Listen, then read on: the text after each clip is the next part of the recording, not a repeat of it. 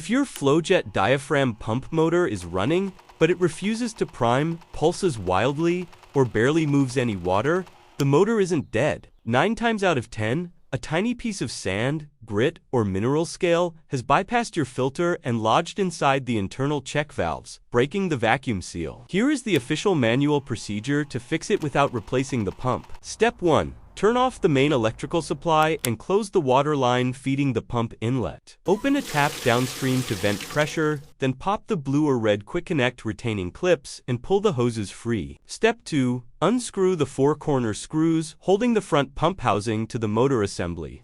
Carefully pull the plastic front housing away. Step 3. Inspect the rubber check valve assembly. You will see small rubber flappers. Take a soft brush or shop cloth and clean out any trapped debris, grit, or scale around the rubber seats.